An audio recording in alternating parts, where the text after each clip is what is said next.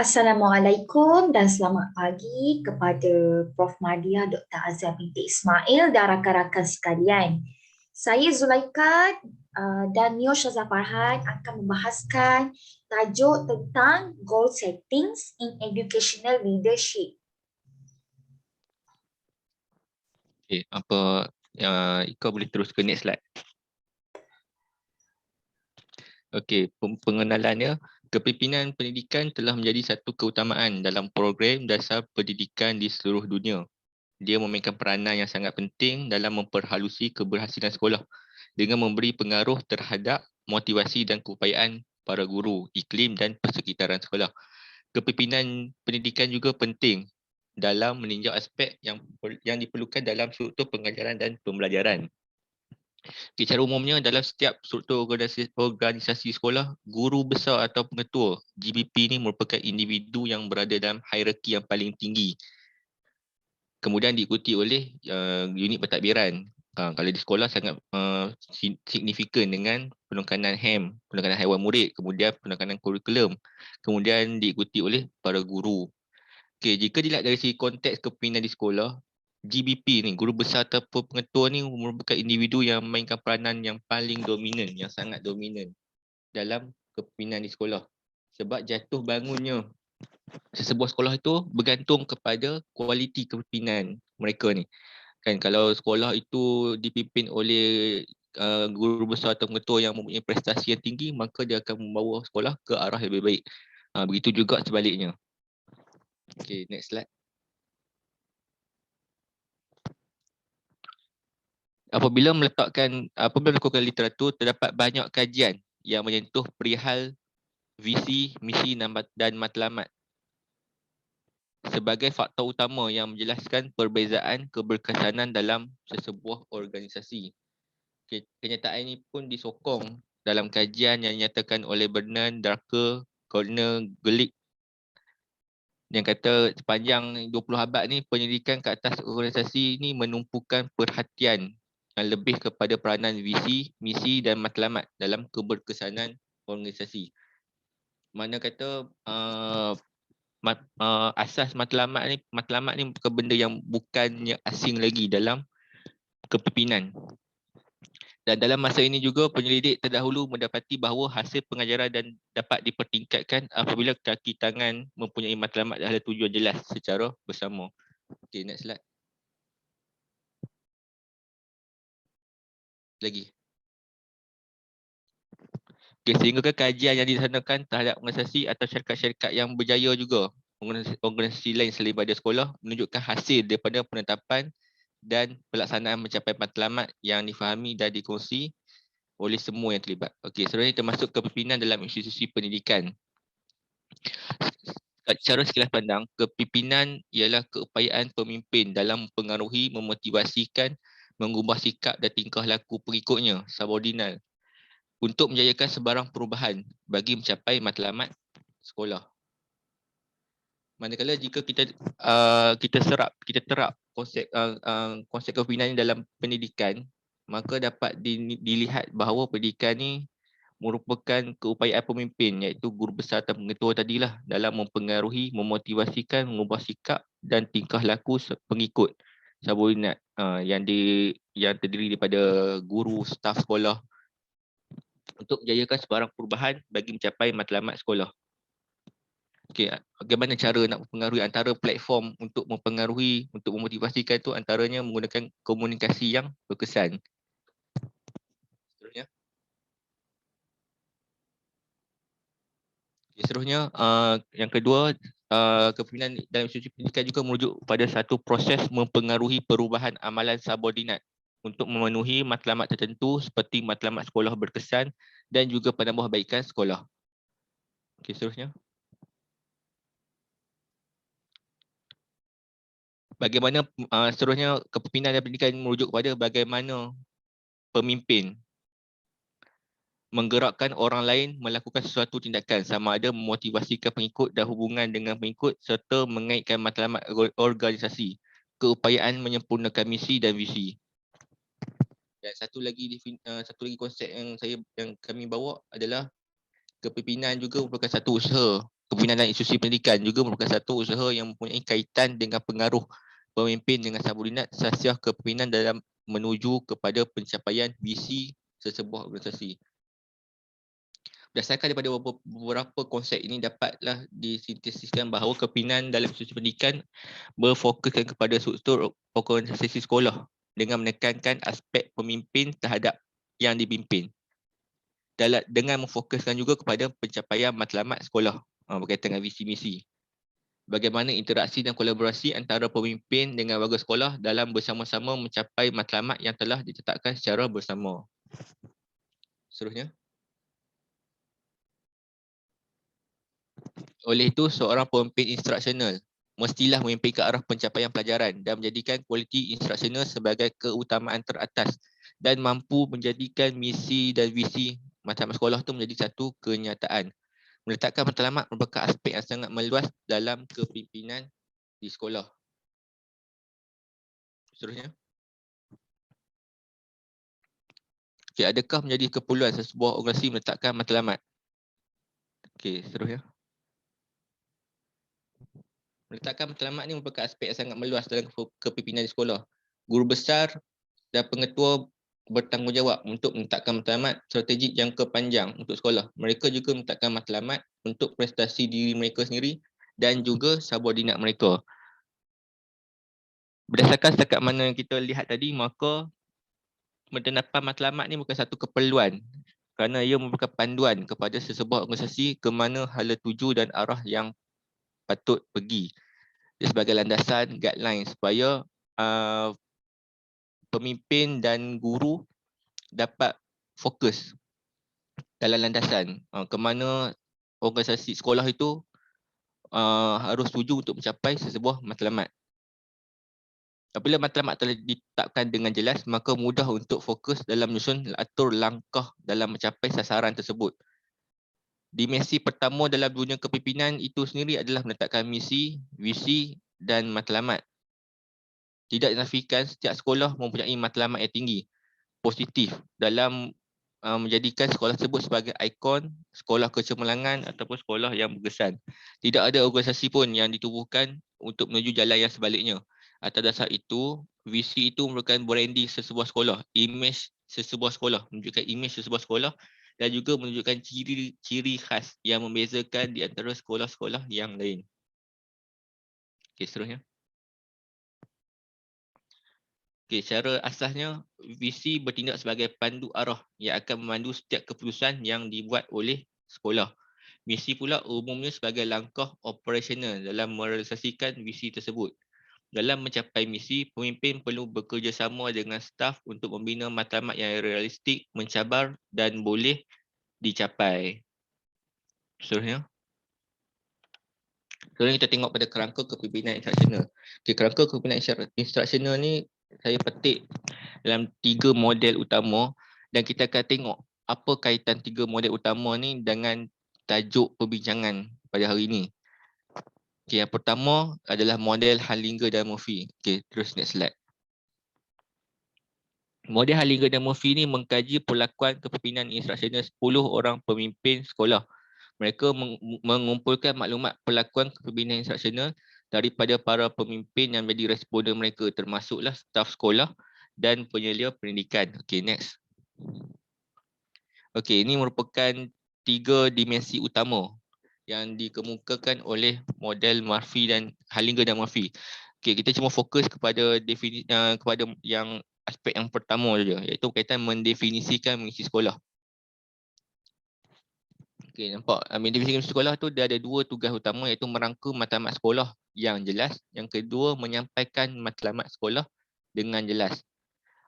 Mereka dalam usaha mendefinisikan misi sekolah, para pentadbir perlu merangka matlamat sekolah dengan kerjasama staf serta ibu bapa dalam mengenal pasti bidang-bidang yang perlu dipertingkatkan di sekolah di samping menetapkan matlamat dalam bidang tersebut. Menjelaskan matlamat sekolah adalah tata cara pihak pentadbir berkongsi kepentingan sekolah terhadap kepentingan sekolah dengan staf, ibu bapa dan murid.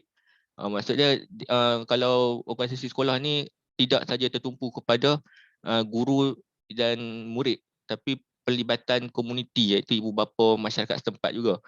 Perkara ini boleh dicapai melalui saluran komunikasi formal dan informal. Macam yang saya cakap tadi, iaitu kalau menyampaikan maklumat ni, macam mana kita nak menyampaikan, nak mempengaruhi daripada keberkesanan komunikasi. Okey, seterusnya model Murphy. Next slide. Okey, model Murphy, kerangka kepimpinan instruksional hasil kajian komprehensifnya tentang keberkesanan dan peningkatan sekolah, perkembangan staf dan perubahan organisasi. Okey, next. Kerangka Murphy ni dia ada 4 dimensi utama. Namun kita fokus kepada dimensi yang pertama sekali, iaitu membentuk misi dan matlamat. Apa tugas utama dia? Iaitu merangka matlamat sekolah jelas, menyampaikan matlamat sekolah dengan jelas. Sama juga dengan model Hallinger-Murphy tadi.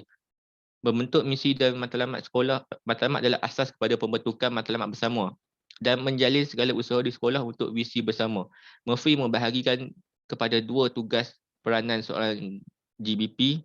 Yang pertama, merangka matlamat sekolah yang melibatkan penetapan matlamat dan penekanan kepada pencapaian murid dan juga tanggungjawab staf. Yang kedua adalah berkongsi maklumat, macam mana cara sesebuah organisasi sekolah itu berkongsi maklumat tentang aktiviti sepanjang aktiviti perjalanan sekolah. Supaya info-info sekolah tu dapat dimaklumi, dapat difaham, dapat juga diakses oleh ibu bapa. Seterusnya model Weber. Okey, model Weber ni dia merupakan pejuang konsep kolaborasi dalam pengurusan. Beliau mengemukakan peranan pemimpin instruksional di sekolah sebagai penghubung dan peneraju proses pengajaran dan pembelajaran. Berpandangan konsep kolaborasi dalam pengurusan amat penting, khususnya dalam era perkongsian kepimpinan dan pengurusan dan keperluan dalam memimpin tanpa terikat dengan struktur organisasi sesebuah sekolah. Okey, seterusnya. Okey, dalam Weber ni dia ada 5 dimensi utama. Sama juga kita fokus kepada dimensi yang pertama, iaitu mendefinisikan misi sekolah. Apa Weber listkan, iaitu membina secara kolaborasi visi dan matlamat bersama sekolah dengan stakeholder. Stakeholder ni iaitu orang-orang yang berkepentingan yang sama-sama berkongsi matlamat untuk mencapai satu tujuan yang sama. Antaranya terdiri daripada pemimpin, guru, staf, ibu bapa kan, komuniti luar. Okay, Weber menjelaskan bahawa usaha mendefinisikan misi sekolah sebagai proses yang dinamik yang memerlukan kerjasama dan pemikiran reflektif demi menghasilkan suatu misi yang jelas dan jujur. Misi sekolah seharusnya mampu menggambling usaha ke semua staf. Maksudnya dia melibatkan semua staf. Dia tak antara interaction antara ibu bapa dan murid sahaja. Guru dan murid saja, tapi melibatkan ibu bapa sekali. Pemimpin instruksional seharusnya menjadikan peluang kepada pihak berkepentingan untuk membincangkan nilai dan harapan untuk sekolah mereka dalam menyediakan misi bersama untuk sekolah tersebut. Okey, cara rumusan daripada ketiga-tiga model ini dapat kita tengok bahawa ketiga-tiga model ini menekankan yang pertama sekali mendefinisikan misi dan matlamat sebagai asas yang utama sebelum merancang mensuatu perkara-perkara berikut, nak hadir macam mengurus kurikulum ke, proses mengurus PNP ke, maka kesemua nak tahu iklim sekolah tu, maka semuanya bermula daripada asasnya, iaitu meletakkan matlamat dulu supaya nampak hala tuju dulu, kemudian baru menyusun objektif. Jadi ketiga-tiga model ni yang diperkenalkan ini, yang pertama dia berfokuskan dulu kepada misi dan matlamat sekolah. Okey, sekian saja daripada saya. Seterusnya.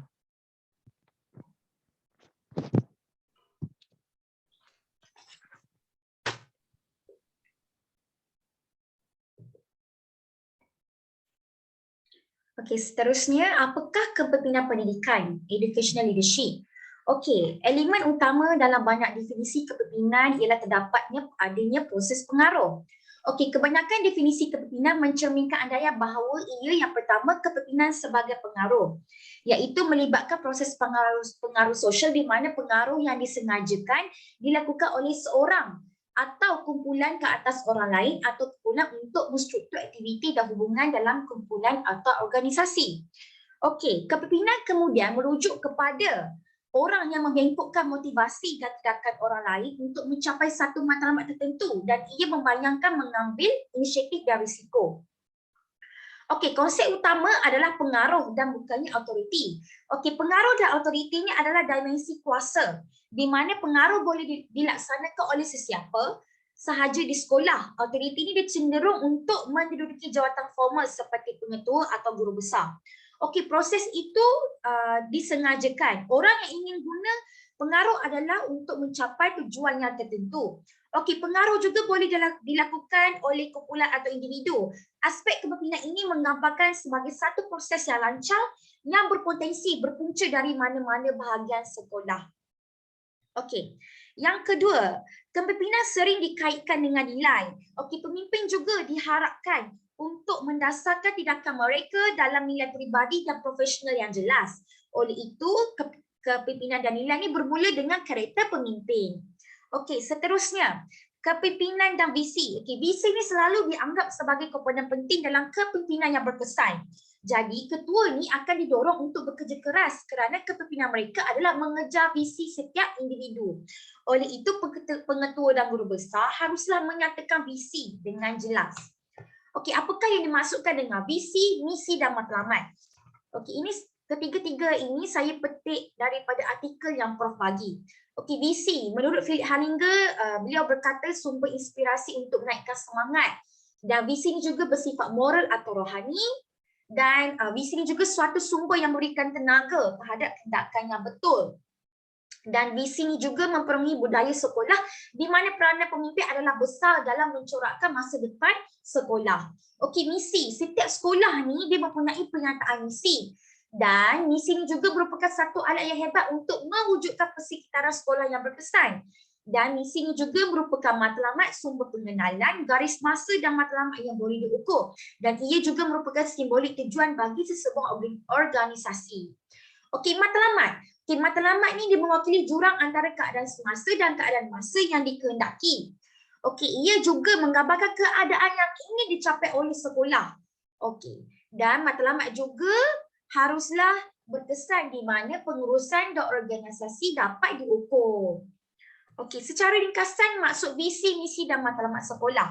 Yang pertama, visi ini adalah menerangkan matlamat peringkat tertinggi sekolah untuk masa depan. Okey, bagi sekolah, visi ini memberikan gambaran yang jelas tentang nilai dan objektif sekolah.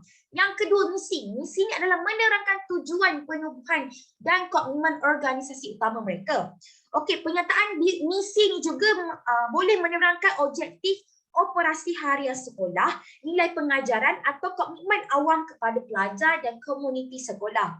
Yang ketiga, matlamat. Matlamat ini adalah menggambarkan keadaan yang ingin dicapai oleh sekolah. Okey, pemimpin sekolah harus tahu apa yang hendak dicapai oleh sekolah dan arah yang mereka hendak tuju. Sekolah yang tak ada hala tuju ataupun matlamat tidak mempunyai kriteria untuk mengukur sama ada mereka ni berjaya melaksanakan proses tersebut atau tidak. Okey, apakah perbezaan misi dan visi? Okey, visi ni adalah matlamat utama bagi sesebuah organisasi, manakala misi adalah gambaran tentang cara atau langkah macam mana pihak sekolah nak melaksanakan tujuan utama. Yang kedua, visi ni adalah satu manifestasi cita-cita jangka masa panjang dan misi ni juga matlamat yang bersifat jangka pendek. Okey, penglihatan visi ni adalah bersifat kekal manakala misi bersifat fleksibel. Okey. Sifat fleksibel ni menjadikan misi ni berubah mengikut keperluan semasa. Okey, visi ni terdiri daripada satu ayat dan tidak lebih satu perenggan, manakala misi adalah penghuraian visi yang telah ditetapkan. Okey, visi ni terdiri daripada perkataan satu siri ayat ataupun titik yang jelas. Okey. Manakala misi ni juga merupakan satu penghuraian atau terbitan visi yang telah ditetapkan. Okey, misi ni haruslah mengandungi perkara yang bentuk menerangkan secara operasi objektif visi. Manakala misi ni juga pernyataannya bersifat khusus atau terperinci. Okey, apakah ciri-ciri matlamat pendidikan yang berkesan? Yang pertama, jelas. Okey, matlamat yang jelas menyediakan kriteria kejayaan yang jelas dan standard penilaian yang boleh digunakan untuk menilai kemajuan pelajar. Okey, sebagai contoh, penggunaan rubrik penggradan boleh menjadikan jangkaan penilaian terus kepada pelajar dengan jelas menyampaikan bidang yang memerlukan penambahbaikan. Okey, seterusnya. Matlamat haruslah spesifik. Okey, matlamat khusus atau spesifik mengarahkan perhatian kepada maklumat berkaitan maklumat dengan maklumat yang jauh daripada tingkah laku yang tidak baik berkaitan matlamat. Okey, pengkhususan matlamat sebagai contoh, ia dapat membantu pelajar dalam mengenali idea penting dalam buku teks yang kompleks dan boleh membantu pengajar memfokuskan maklum balas mereka dengan berkesan. Okey, seterusnya matlamat haruslah mencabar.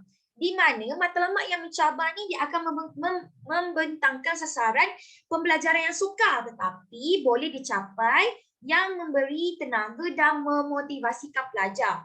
Okey, penetapan matlamat yang mencabar yang sesuai memerlukan pemahaman berkebolehan semasa di mana pelajar serta penilaian formatif yang kerap digunakan untuk mengemas-kini sasaran pendidikan sebagai tindak balas terhadap kemajuan pelajar.